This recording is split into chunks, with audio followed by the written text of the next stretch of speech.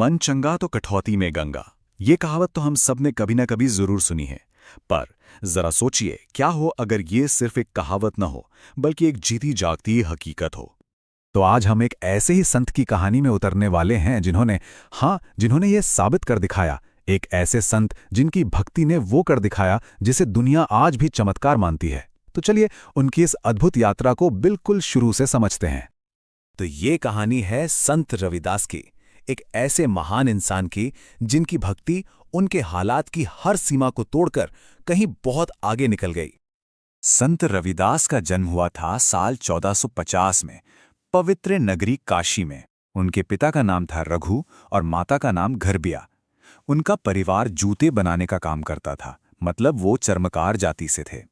बाद में उनका विवाह लोना देवी जी से हुआ। तो देखा जाए तो एक बहुत ही साधारण शुरुआत थी, लेकिन इसी शुरुआत से एक असाधारण जीवन की कहानी शुरू होने वाली थी। कहते हैं कि बचपन से ही रविदास जी का मन ईश्वर भक्ति में बहुत ज्यादा लगता था। उन्हें साधु संतों की सेवा करने में, उनकी जरूरतों का ध्यान रखने में एक अलग ही आनंद मिलता था। वो इतने दानी थे कि अक्सर साधु संतों को बिना पैसे लिए ही जूते बनाकर दे दिया करते थे। अब उनके इसी स्वभाव की वजह से उनके पिता अक्सर उनसे नाराज रहते थे और बात यहां तक बढ़ी कि आखिरकार उन्हें घर से अलग कर दिया गया। उनकी भक्ति तो सच्ची थी, इसमें कोई शक नहीं, लेकिन अब वक्त आ गया था उसकी पहली बड़ी परीक्षा का। और ये कोई छोटी मोटी परीक्षा नहीं थी, ये एक ऐसी परीक्षा थी जिसमें दुनिया की सबसे बड़ी दौलत उनके कदमों में रख दी गई। कहते हैं कि रविदास जी की इस अटूट भक्ति और उनकी गरीबी को देखकर स्वयं ईश्वर ने एक साधु का रूप धरा और उनके पास पहुंचे। उन्होंने रविदास जी को एक ऐसी चीज देने की पेशकश की जो किसी की भी किस्मत बदल सकती थी। वो चीज थी पारस पत्थर, वही पत्थर जो लोहे को भी सोना बना देता था। लेकिन रविदास जी, उन्होंने उसे लेने से बिल्कुल साफ इनकार कर दिया। और उनका जो जवाब था ना, वो उनकी सोच की गहराई बताता है। उन्होंने कहा, जिसके पास भगवान की भक्ति का अमूल्य खजाना हो, उसे इस पारस पत्थर की भला क्या जरूरत। अब वो साधु बहुत जोर देते रहे, लेकिन रविदास जी ने पत्थर नहीं लिया।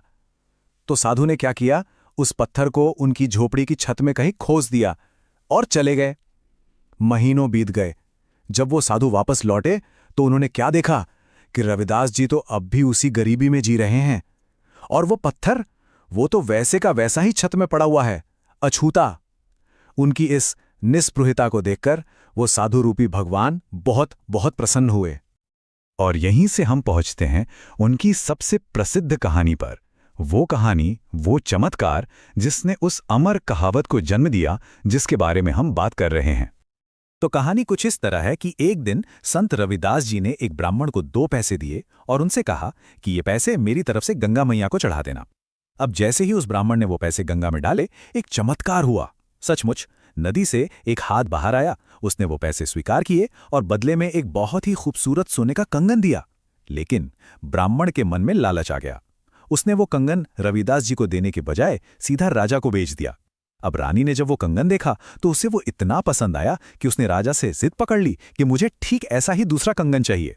कोई भी सुनार वैसा दूसरा कंगन बना ही नहीं पाया। तब जाकर राजा ने तहकीकात शुरू की और सारी कहानी उस ब्राह्मण पर आकर रुकी। जब सच सामने आया तो राजा उस ब्राह्मण को साथ लेकर सीधे रविदास जी के पास पहुंचा और उनसे प्रार्थना की कि वो दूसरा कंगन दिला दें। तब संत रविदास जी ने बहुत शांति से अपनी कठौती की ओर देखा, वही कठौती जिसमें वो चमड़ा भिगोते थे, और उन्होंने वो ऐतिहासिक शब्द कहे, मन चंगा तो कठौती में गंगा। और ये कहते ही उनकी उसी कठौती से एक दिव्य हाथ बाहर आया और उसमें हूबहू वैसा ही दूसरा सोने का कंगन था। इस एक घटना ने हमेशा के लिए यह साबित कर दिया कि असली पवित्रता तीर्थों में नहीं बल्कि मन की शुद्धता में बसती है। अब इस चमत्कार के बाद संत रविदास जी की प्रसिद्धि तो चारों तरफ फैल गई, लेकिन जहां प्रसिद्धि होती है वहां ईर्ष्या भी आ जाती है। कुछ ब्राह्मणों को यह बात बिल्कुल पसंद नहीं आई। वो राजा के पास गए, शिकायत की और मांग की कि रविदास जी की भक्ति की एक सार्वजनिक परीक्षा होनी चाहिए। तो शर्त ये रखी गई कि जो कोई भी अपनी भक्ति की शक्ति से मंदिर के मूर्ति को अपनी गोद में बुला लेगा, उसे ही सबसे बड़ा और सच्चा भक्त माना जाएगा। पहले ब्राह्मणों की बारी आई। उन्होंने घंटों तक वेदों के बड़े बड़े कठिन मंत्र पढ़े, लेकिन मूर्ति वो अपनी जगह से 1 इंच भी नहीं हिली। फिर बारी आई रविदास जी की और उन्होंने कोई मंत्र नहीं पढ़े, बस दिल की गहराई से एक भजन गाया। और फिर वो हुआ जिसकी किसी ने सपने में भी कल्पना नहीं की थी। जैसे ही रविदास जी का भजन पूरा हुआ, भगवान की वो भारी भरकम पत्थर की मूर्ति अपने आसन से खुद ब खुद उठी और सबके देखते देखते रविदास जी की गोद में आकर विराजमान हो गई। ये तो साक्षात ईश्वर ने ही अपने सच्चे भक्त का मान रख लिया था। लेकिन ये कोई अकेला चमत्कार नहीं था। संत रविदास का तो पूरा जीवन ही ऐसी अद्भुत घटनाओं से भरा हुआ है, जहां उनकी आध्यात्मिक शक्ति ने लोगों के जीवन को सीधे सीधे छुआ। एक कहानी है कि उन्होंने अपने बचपन के एक दोस्त को, जिसकी रात में मृत्यु हो गई थी, सुबह सिर्फ ये कहकर जीवित कर दिया था, उठ चलो छुपा छुपी खेलते हैं। एक और ऐसी ही घटना है जहां उन्होंने एक सेठ को कुष्ठ रोग से ठीक कर दिया था, और ये वही सेठ था जिसने पहले उनके दिए हुए पवित्र जल का अपमान किया था। तो सवाल उठता है कि काशी के इस चर्मकार संत की विरासत आखिर है क्या? उनकी दी हुई शिक्षाएं आज भी लाखों करोड़ों लोगों को कैसे प्रेरणा देती हैं? देखिए, संत रविदास सिर्फ एक संत नहीं, एक बहुत बड़े समाज सुधारक थे, जिन्होंने अपने कर्मों से, अपने जीवन से जाति व्यवस्था को सीधी चुनौती दी। उनका पूरा दर्शन इसी बात पर टिका है कि बाहरी कर्मकांड से ज्यादा जरूरी मन की शुद्धता है, और सबसे बढ़कर वो इस बात के एक जीते जागते प्रतीक हैं कि अगर भक्ति सच्ची हो तो वो किसी भी सामाजिक या भौतिक किसी भी बाधा को पार कर सकती है।